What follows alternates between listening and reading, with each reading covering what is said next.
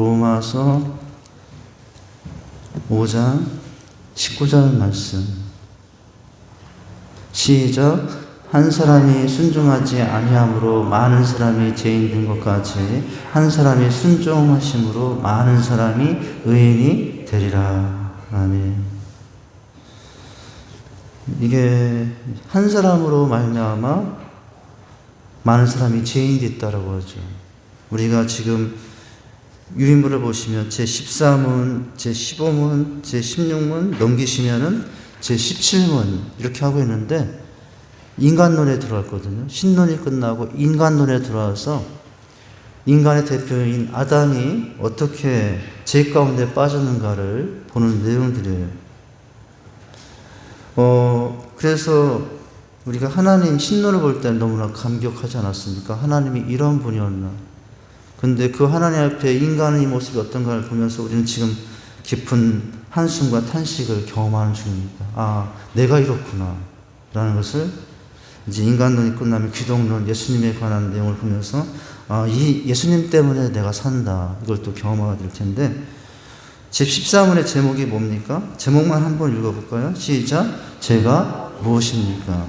그 밑에 보라색 제15문 읽습니다. 시작. 우리의 첫 조상이 창조된 상태로부터 타락하게 된 그 죄는 무엇입니까? 그 밑에 보면 보라색 제16문이 있죠. 제목만 있습니다. 시작.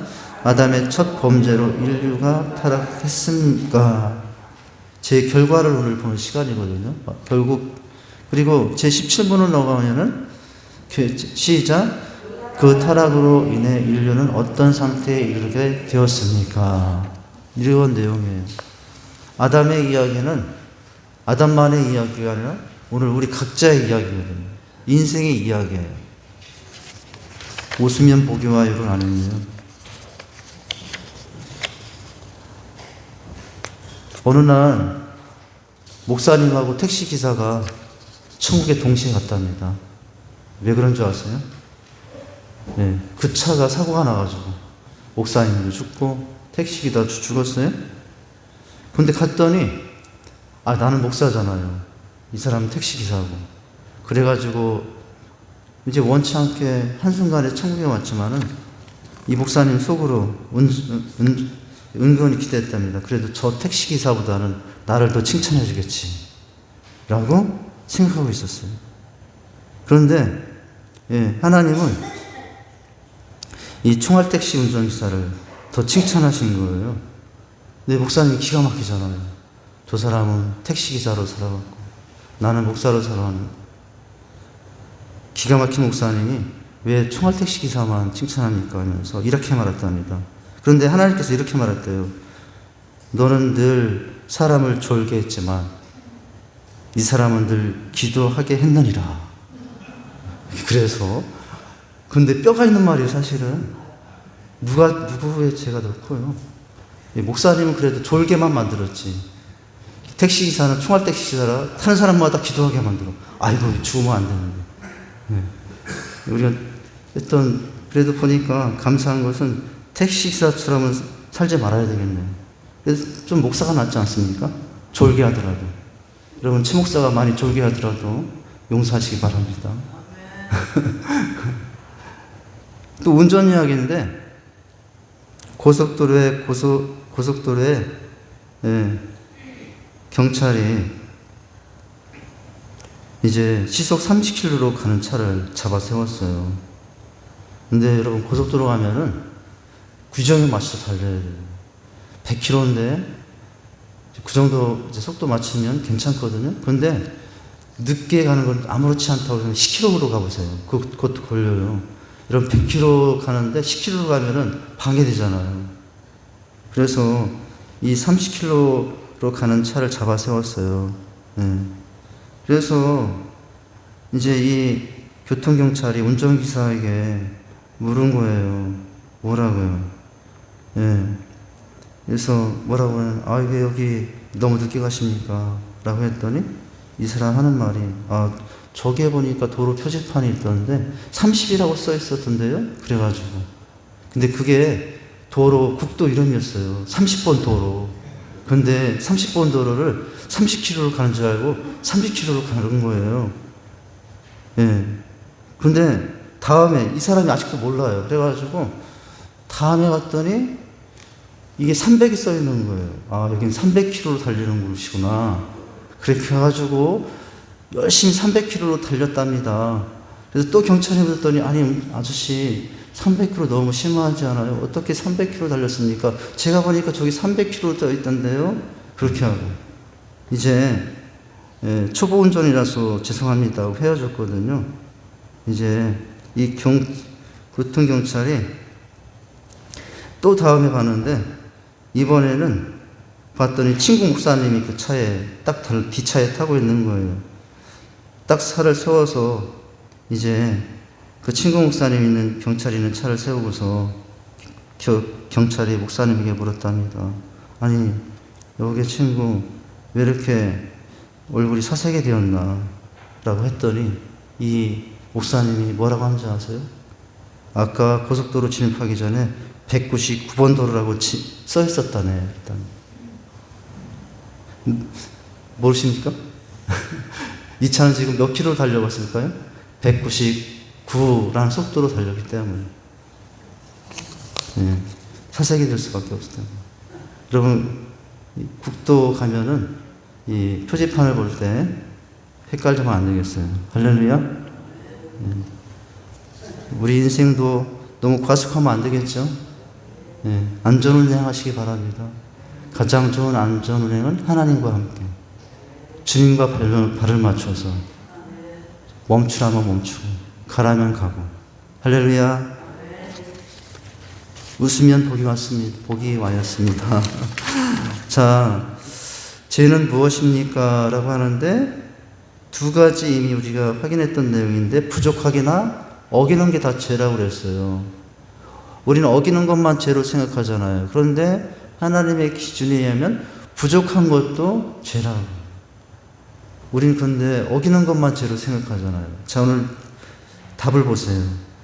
죄가 무엇입니까? 초록색 글자, 죄는 하나님의 법을 순종함에 있어서 부족하거나 혹은 그 법을 어기는 것이에요. 첫 문장 보시면 무엇의 문제, 죄의 문제를 하나님의 법에 순종함을 보이는 적극적인 의미로 해석하고 죄의 문제를 다루어야 한다는 거예요. 이 죄의 문제를 소극적인 의미로 다루는 것이 아니라 적극적인 의미로 다뤄야 된다고요. 죄는 안 짓는 정도에서 멈추는 것이 아니라 그렇게 말했다면 해야 될 것은 뭐냐는 것을 찾는 것이 바람직한 태도라는 거예요. 그게 우리가 바른 태도라는 거예요. 보통 죄의 문제를 인간에게 해가 되게 나쁜 것 정도로 죄의 문제를 접근하는 것, 우리 얼마든지 이렇게 접근할 수 있잖아요. 이런 죄는 짓지 않는다고, 이런 죄는 내 영혼에 내 삶에 좋지 않다고 이렇게 접근할 수 있잖아요. 자, 접근하는 것은 하나님의 말씀에 의해서든 하나님의 관계에 의한 것이든 이로울 것이 없다. 이로울 수 있는데 한계가 있다고 봅니다. 이건 소극적인 태도거든요. 인간에게 해가 되기에 죄를 짓지 말아야 된다는 것은 소극적인 태도예요. 오히려 그 뒤에 보면 적극적인 태도가 필요하다는 거예요. 오히려 죄란 하나님의 무엇에 법에 철저히 순종해서 하나님 앞에서 의를 지켜야 하는 것이고 하나님과의 풍성한 교제에 장애되지 않도록 해야 하는 것이다라는 거예요. 안 짓는 정도에서 이 죄 문제를 그칠 것이 아니라 그거를 넘어서 하나님 앞에 어떻게 의를 이어가려까지 나가야 한다는 거죠. 이게 더 바른 태도라는 거예요. 하지 말라고 그랬다. 하지 않는 정도가 아니죠. 하지 않는 거 하지 말아야 되지만 그 정도에서 멈추지 말고 하지 말라고 그랬다. 그러면 그것에 어떻게 하는 것이 더 하나님의 의를 이루는 것인가? 이렇게 나가는 태도가 필요하다라는 거죠. 여러분, 짓지 말라 했으니 안 짓는 것 정도면 그것도 잘하라는 거예요. 사실 그것도 못하는 게 우리지 않습니까? 그것도 못하는 게 우리지만 더 좋은 것은 하지 말라 했느냐? 그러면 그 반대로 무엇을 해야 하느냐? 거기까지 생각하고 그것까지 돌아보며 우리가 살아가야 된다고 하는 거예요. 그 사람의 신앙이 더 넓지 않겠습니까? 그 사람의 신앙이 더 큰 신앙이 되지 않겠습니까? 할렐루야. 자, 다음 장 보면 이 죄의 문제는 하나님과의 무엇에 관계에 치명적인 영향을 미친다는 것과 하나님의 관계를 멀어지게 하고 죄가 인간을 지배하여 죄의 종으로 삼고 또 인간을 죄의 오염에 빠지게 하며 결국에는 무엇에 이르게 합니까? 사망에 이르게 한다는 거예요. 그래서 사도 바울은 로마서 5장에서 첫사람 아담과 둘째 아담 예수 그리스도를 비교하여 이 죄와 은혜의 문제를 다루고 있다는 거죠. 네. 사람들이 교회에서 이제 하지 말아야 될 설교들이 있어요. 하지 말아야 될 설교가 있는데 죄에 대해서 지적하면 안 돼. 하지 말아야 할 설교가 있는데 헌금 설교하면 안 돼. 하지 말아야 될 설교가 있는데 이렇게 듣기 좋아하지 않는 거 하지 말아야 돼. 이게 제가 지금 하지 말아야 된다니까 진짜 하지 말라는 의미로 착각하시는 것 같은데 그게 아니고요. 해야 함에도 죄를 지적하지 못하고 이렇게 이제 한다는 거죠. 네. 사람들이 듣기 싫어하니까요. 이제 그러나 그것을 말함으로 말미암아 그 초점과 그 죄에 대해서만 머물게 하는 것이 아니라 거기를 벗어나서 어떤 삶으로 가는 것까지가 이제 우리가 죄에 대해 살펴봐야 될 문제라는 거예요. 그런데 자, 이 문제와 관련해서 첫사람 아담과 둘째 아담 예수 그리스도가 나와요. 여러분, 아담은 첫사람이에요. 첫째 아담이에요. 창세기에 나와 있는 아담. 그런데 예수 그리스도는 바울은 둘째 아담으로 표현하고 있어요. 그것이 오늘 로마서 5장 18절 19절에 유의물에 있죠. 한번 말씀을 읽어볼까요? 시작. 그런즉 한 범죄로 많은 사람이 정죄에 이른 것 같이 의의 한 행동으로 말미암아 많은 사람이 의롭다 하심을 받아 생명에 이르렀느니라. 여기 두 가지 이 말씀 속에 첫째 아담과 나오고 둘째 아담이 나오죠. 한 범죄로 많은 사람이 정죄에 이른 것 같이 이 한 범죄로 많은 사람이 정죄에 이르렀다 할 때 이 주동자는 첫째 아담이거든요. 그런데 누구예요? 의의 한 행동으로 말미암아 의롭다 하심을 받아 생명에 이르렀다. 여기는 예수 그리스도를 의미하는 거예요. 19절도 한번 보면 한 사람의 순종치 아니함으로 많은 사람이 죄인 된 것 같이 한 사람의 순종함으로 많은 사람이 의인이 되었으니 앞에 한 사람의 순종치 않은 사람은 첫째 아담이요 뒤에 한 사람의 순종으로 많은 사람이 의인이 되었을 때 이때 한 사람은 예수 그리스도를 의미합니다. 예수 그리스도를 의미해요. 자, 우리는 대부분 첫째 아담의 상황에 놓여 있어요. 첫째 아담의 죄에 의한 절망에 우리는 고통에 갇혀 있습니다. 그래도 첫째 아담이 우리에게 영원히 절망스럽지 않은 것은 우리에게 어떤 아담이 있기 때문에 그래요? 둘째 아담이 계시기 때문에 그래요. 둘째 아담이신 예수 그리스도가 계시기 때문입니다. 할렐루야. 예. 첫째 아담의 불순종으로 가져온 죄의 문제를 둘째 아담이신 한 사람의 순종하심으로 많은 인생들의 죄를 사망을 해결하셨어요. 우리는 지금 둘째 아담 예수 그리스도 안에 은혜를 누리고 있는 중입니다. 비록 우리의 삶의 모습은 첫사람 아담의 죄악과 형태 가운데 늘 죄 가운데 인생일지라도 우리가 구원받아 하나님의 자녀로서 살고 장차 하나님 나라에 들어갈 수 있는 것은 누구 때문에 그래요? 둘째 아담 예수 그리스도의 순종 때문에 그래요. 예수 그리스도를 믿으면 예수 그리스도의 순종이 나의 순종으로 예수 그리스도의 의의가 나의 의의로 여김을 받게 되는 거죠. 여겨주시는 거죠. 자, 그 다음 보면 이 본문은 첫사람 아담으로 인한 인류의 실상과 둘째 아담이신 예수님으로 인한 구속받은 인류의 실상에 대한 것을 말씀하고 있어요. 아담으로 말미암아 세상에 죄가 들어오고 모든 사람이 죄를 지었음과 그렇죠. 또 죄의 정죄와 죄가 모든 사람 위에 사망 권세를 가지게 됐어요. 왕노릇함과 사망이 모든 사람에게 임하여 인류의 보편 상식과 수면적 실상이 되게 하신 것을 말씀하고 있어요. 첫사람 아담 때문에 우리는 사망 권세 아래 놓인 자가 됐어요.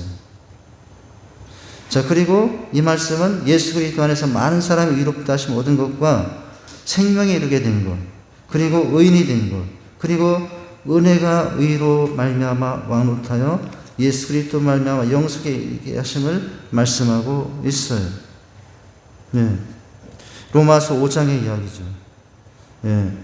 이 우리가 로마서 3장에 보면은 모든 사람이 죄를 범하였음에 라고 하면서 로마서 3장에서는 절망과 좌절이거든요. 그러나 로마서를 보면은 로마서 3장에서 끝나지 않고 그 절망스러운 인간을 구원하시기 위해서 하나님이 어떤 일을 준비하셨는가 로마서 4장, 5장, 8장 점점점 확대되면서 누구를 향하여 가고 있냐면 예수 그리스도를 향하여 가거든요. 하나님으로 시작된 로마서 1장의 이야기가 인간의 실상을 3장을 거쳐가면서 인간의 실상이 언급되고 3장 이후에 그 인간의 실상과 이제 연약함 앞에 절망할 인간에게 누가 다가오신 모습이 그려지고 있죠. 예수 그리스도가 다가오는 모습이 로마서에 펼쳐지는 내용들이 그림이에요. 로마서의 그림이 그렇다고요. 여러분 지금 우리도 그 그림 안에 있어요. 그 그림이 얼마나 아름다운 그림입니까? 로마서의 그 그림은 너무나 아름다운 그림이죠. 여러분 로마서의 앞에 하나님의 모습을 볼 때도 너무 영광스럽지만 그러나 그 그림이 거기서만 끝나지 않고 로마서 3장에 가면 인간의 죄악성이 펼쳐질 때 얼마나 절망이 찾아오는지 모르지만 그러나 그 뒤에 예수 그리스도를 준비하여 은혜 때문에 위롭게 하시고 깨끗게 하시는 그 아름다운 모습이 펼쳐지지 않습니까? 자, 오늘 그 중에 로마서 5장의 이야기가 기록되어 있습니다. 자, 마지막 문장이죠. 위의 말씀은 바로 죄의 엄청난 파괴성, 그것은 모든 인류를 아우르는 것이며 하나도 예외가 없어요. 예수 그리스도 안에 있는 은혜의 회복과 은혜의 생명성과 은혜의 영생성에 대해서 말씀하고 있어요. 첫사람 아담으로 인한 엄청난 죄의 파괴성이 예수 그리스도 한 사람이 예수 그리스도 안에서 그 은혜가 어떻게 회복되고 그 은혜의 생명성, 그 은혜의 영생성이 어떻게 우리에게 왔는가를 말씀해주고 있어요. 죄는 인류에게 하나님과 이웃 자신에 대해 철저히 파괴적인 성격과 결과를 가져왔지만 둘째 아담이신 예수 그리스도 안에 있는 의의 구속은 죄를 치유하고 회복하여 하나님의 원래 영광스러운 지위에 상태의 관계와 교제를 가능케 하셨던 거죠. 누가 해주신 거예요? 내가 한 게 아니에요. 예수 그리스도께서 해주신 것이에요. 그래서 영생에 표현된 지복의 상태에 인도하신 모습이 이제 펼쳐져 있습니다. 죄는 무엇인가를 봤지만 그러나 이 안에 무엇이 또한 담겨 있냐면 그 죄를 해결하기 위해서 오신 예수님의 은혜가 담겨 있어요. 자, 14문이 끝나고 이제 15문으로 가볼까요? 금지된 열매를 먹은 죄가 뭐냐? 제 15문 보라색입니다. 보라색을 다시 한번 읽어볼까요? 시작. 우리의 초자상이 창조된 상태로부터 타락하게 된 그 죄는 무엇이냐? 답을 읽어볼까요? 시작. 우리의 초자상이 창조된 상태에서 타락하게 된 죄는 금지된 열매를 먹는 것. 죄는 금지된 것을 행하는 것이 죄죠. 그게 죄예요. 여러분, 세상 사람들이 또 하는 말이 있더라고요. 세상 사람들 하는 말이 뭐냐면 죄 짓고는 못 산다고. 어떻게 이렇게 잘하는지 모르겠어요. 죄 짓고는 못 산다고. 아니 하나님도 안 믿는데 어떻게 그런 말을 하지? 세상 사람들도 하는 말이 죄 짓고는 못 산다고. 죄가 얼마나 참 무서운 거지. 누가 가르치면 어떻게 이렇게 잘하는지 모르겠어요. 죄 짓고 못 산다고 해요. 세상 사람들은 그렇지 않습니까?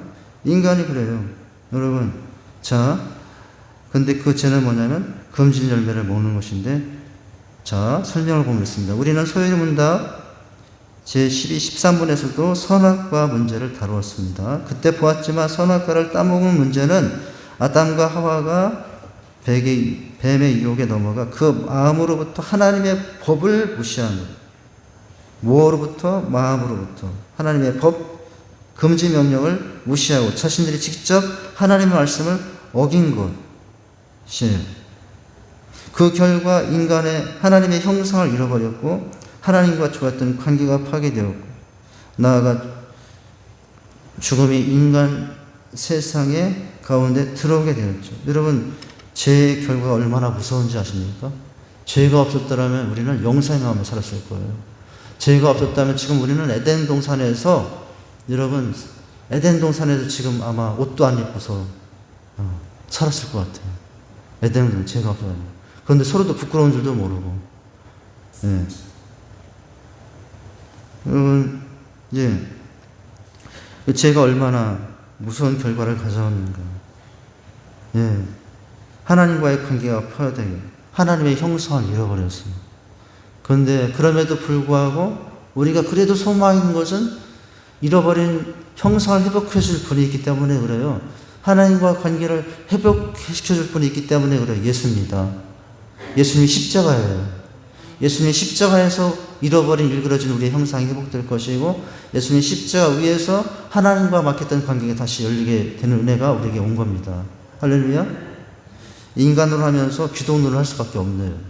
앞으로 배울 기독론의 내용인데, 자, 이 사건은 하나님처럼 되고 싶었던 그들이 하나님을 거부하고 하나님의 말씀도 거부한 사건입니다. 이것은 단순한 행위의 문제가 아니라고요. 하나님의 존재를 몸으로 부인하는 것이에요. 말로 부인하는 것이 아니라 먹는 행위로 하나님을 부인하는 거예요. 그분의 말씀도 쳐버린 적적인 악행이었다. 따라서 이런 악행의 결과도 심각하리라고 충분히 예상할 수밖에 없습니다.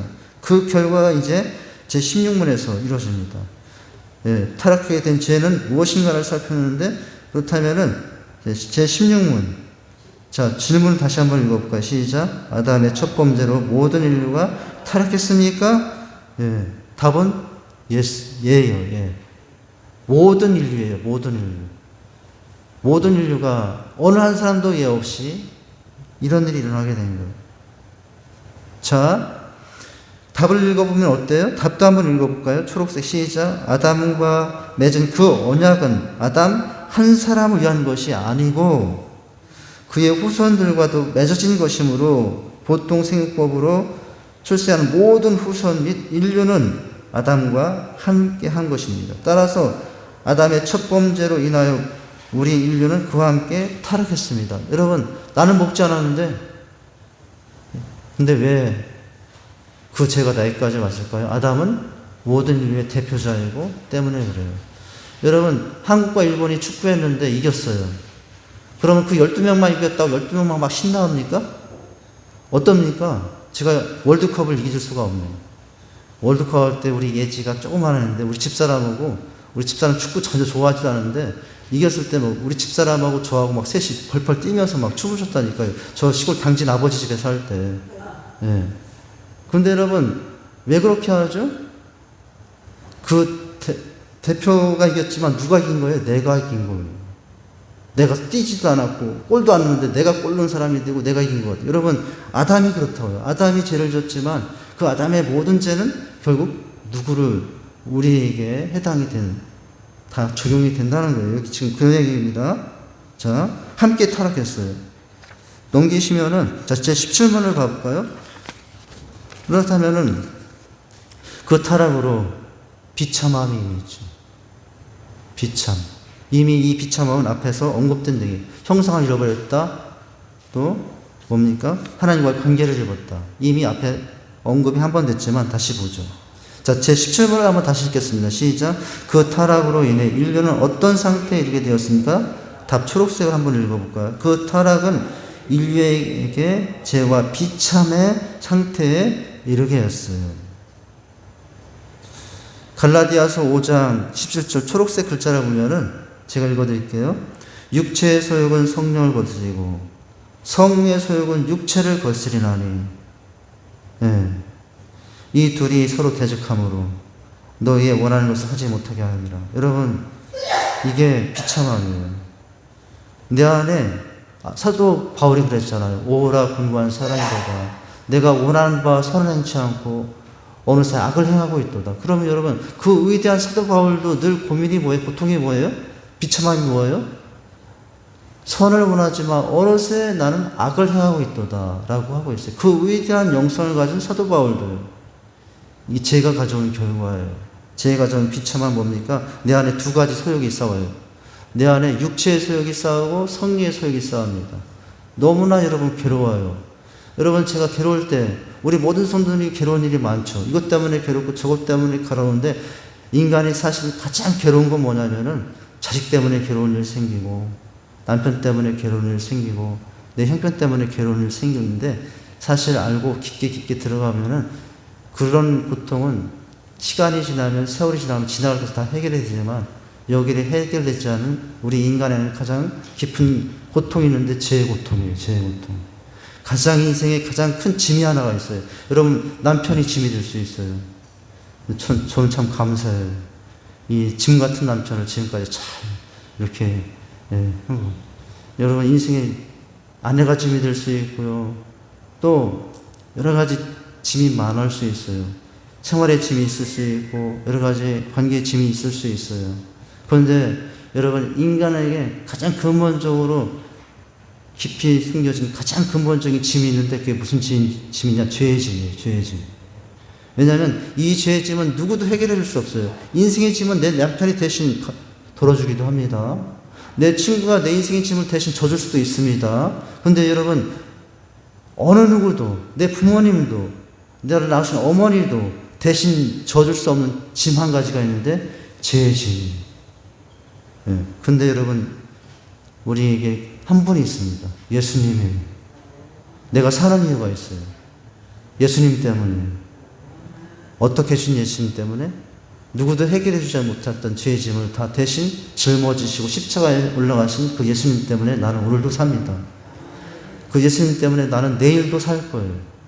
그 예수님 때문에 나는 천국 가서도 주님과 영원히 살 거예요. 좀 다른 얘기 됐는데, 자, 비참의 상태예요. 이 내용을 보면 설명을 보냈습니다. 제13호는 죄의 정의를 말하고 있었고, 제15호는 죄의 내용을 알려주었어요. 제16호는 모든 인류의 타락을 설명해 줬어요. 오늘 제17호를 보잖아요. 제17호는 타락의 결과를 전해줍니다. 오늘 교훈은 한 사람과 많은 사람과의 관계가 있습니다. 한 사람은 예수 그리스도시고 많은 사람은 나머지 인류예요.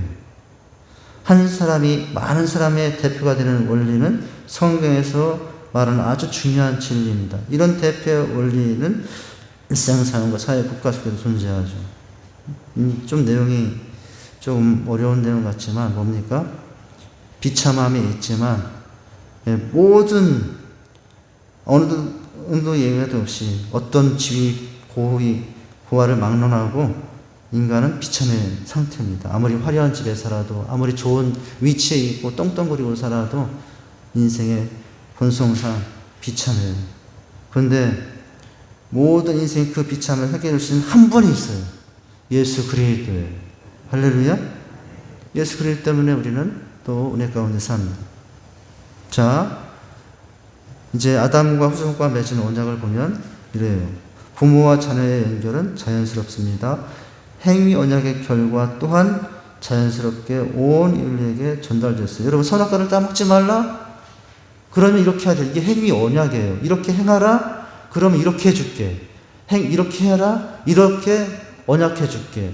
이렇게 행하라? 이렇게 축복해줄게. 이게 행위 언약이라고 그러거든요. 행위 언약이에요. 하나님과 우리의 관계는 행위 언약에서 시작됐어요. 물론 나중에 이제 제가 은혜 언약이라는 말도 할 텐데, 지금은 서문장을 보면은 행위 언약의 결과 또한 자연스럽게 온 인류에게 해당이 됩니다. 전달되었어요. 아담은 단순히 한 개인이 아니라 그 후손 전체를 대표하는 개인으로서 하나님과 행위 언약을 맺었어요. 아담이 행위 언약을 맺은 것은 곧 우리가 하나님과 행위 언약을 맺은 것과 같아요. 여러분, 국가와 국가가 계약을 맺으면 그 국가 속에 있는 모든 사람이 그 법의 적용의 대상이 돼요. 아담이 하나님과 맺음으로 말미암아 또 다른 아담이고 또 다른 아람인 우리에게도 그 행위가 다 해당이 된다고요. 아담과 하와를 통해 모든 인류가 태어났고 아담과 하와가 지닌 사람으로서의 특성이 후손들에게 유전되었습니다. 따라서 그 하나님과 맺은 언약의 조건과 상급들 또한 후손들에게 이어진 거죠. 아담이 맺어서 우리는 하나님 내가 선악과 따먹었습니까? 근데 왜 나를 죄인 만듭니까? 이렇게 할 수가 없다고요. 그 아담은 대표자이기 때문에 그래요. 그 아담은 바로 사실은 나였어요. 나예요. 자, 아담의 범죄는 그것만이 아니라 바로 우리가 저지른 죄로 연결됩니다. 하와가 먼저 뱀의 유혹을 받아 선악을 알게 하는 나무의 열매를 따먹었지만 아담을 대표로 삼아 아담의 죄라고 통치한 것처럼 우리 모두의 죄, 대표적으로 아담의 죄라고 말했던 거예요. 아담의 죄는 곧 우리의 죄다라는 거예요. 일본과 우리나라가 승리하면 나의 승리가 되고 실패하면 나의 패배가 되듯이 아담과의 관계도 동일하게 적용이 되죠. 그대로 적용되는 것입니다. 우리는 하나님의 법을 위반한 자들이 되었으며 그 대가로 오늘씩 우리에게 난 것은 사망, 죽음밖에 없게 된 거예요.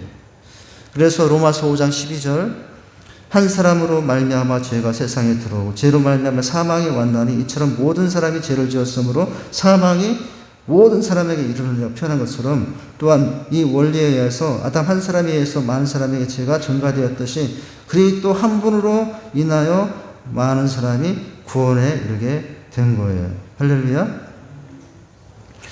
자, 이것을 로마서 5장 18절 19절 이렇게 말합니다. 그런즉 한 범죄로 많은 사람이 정죄에 이른 것까지 한 의로운 행위, 예수님의 십자가 행위잖아요. 행위로 말미암아 많은 사람이 의롭다 하심을 받아 생명에 이르렀어요. 한 사람이 순종하지 아니함으로 아담이죠. 많은 사람이 죄인 된 것 같이 그 한 사람이 순종하심 그런데 죄인 된 것 같이 한 사람이 순종하심으로 말미암아 누구의 순종이죠? 예수님. 십자가 앞에 순종하신 거죠. 십자가에 달린 데 순종하신 거예요. 그 한 사람의 순종으로 많은 사람이 의인이 되리라 기록되어 있죠. 우리는 아담의 후손으로 죄의 유산을 받았지만 여기까지 하면은 절망이에요. 만까지만 보면 절망이라고요. 이 문장의 앞부분만 보면 절망이라고요. 우리는 아담의 후손으로 죄를 유산받았지만 그러나 뒷부분 때문에 우리는 사는 거예요. 뭐예요? 예수 그리스도의 후예로서 믿음 안에서 그분의 의로우심을 전가받게 되었다. 할렐루야. 옛날에 시간이 좀 지났는데 옛날에 제사장들이 염소가 있었어요. 제물 드릴 때 염소를 안수하고 염소를 광야로 보내거든요. 그 염소에게 제사장이 구약 제사할 때 백성들의 모든 죄를 염소에게 안수하면서 이제 염소에게 넘깁니다. 그러면 그 염소는 광야로 가서 어딘가 죽어요. 그래서 죄인들의 모든 구약의 백성들의 죄가 속함받는 일. 그거는 매번 그래야 했지만 감사하게도 우리는 매번 그럴 필요가 없어요. 왜냐하면 2000년 전에 예수님께서 단번에 또한 영원히 완전하게 속량해 주셨기 때문에. 할렐루야. 자, 이런 은혜 가운데 우리가 삽니다. 타락으로 인한 우리의 상태는 비참하지만 예수 그리스도로 인한 은혜로 우리는 영광스러운 모습 가운데 살게 됐다는 거죠. 여러분, 그래서 이것을 알고 이제 뭐 죄를 마음대로 져도 되네 이렇게 생각할 것이 아니라 이 죄의 비참함을 알고 예수님의 그 희생정신을 더욱더 안다면 우리가 죄의 자리에 쉽게 가기가 쉽지 않은 거죠. 할렐루야. 죄를 짓지 말라 해서 죄를 짓는 게 아니라 이 예수님을 깨달으니 죄를 질 수가 없게 되는 것. 그 사람이 더 의로운 삶을 살게 됩니다. 할렐루야. 기도하겠습니다. 하나님 아버지, 주님의 은혜와 사랑을 감사를 드립니다. 죄로 인한 타락의 정의와 그 과정, 오늘 결과까지 보았습니다. 해결까지도 이미 본 것과 같습니다. 하나님, 우리가 이런 은혜에 비록 죄인된 모습으로 살지만 예수 그리스도 안에서 이런 귀하신 은혜를 덧입어 여김받고 살아간다는 사실을 늘 기억하며 그러니 주님 앞에 더 온전한 모습으로 서서 아버지 하나님 우리의 삶을 드리며 살아갈 수 있도록 저희들을 인도해 주시옵소서. 예수님 이름으로 기도합니다. 아멘.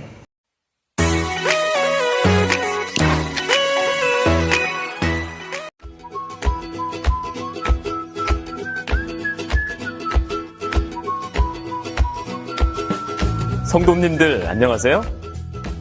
행복모임 1주차입니다. 이번 주 행복모임 실행 지침을 알아볼까요? 첫째, 베스트 3명 이상 정하기. 둘째, 시간과 장소 정하기.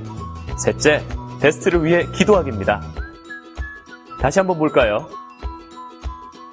자신의 베스트 3명 이상을 정하여 수첩에 이름을 기록합니다. 행복모임 시간과 장소를 정하고 10주 동안 변경하지 않습니다. 마지막으로 소그룹 기도 방식과 개인 기도 방식으로 베스트를 위해 기도합니다. 관심과 사랑이 있으면 즐거운 행복모임이 될 거예요. 실행지침 기억하시죠? 다시 한번 볼까요? 1주차 실행지침. 베스트 3명 이상 정하기, 시간과 장소 정하기, 베스트를 위해 기도하기. 이번 주도 화이팅!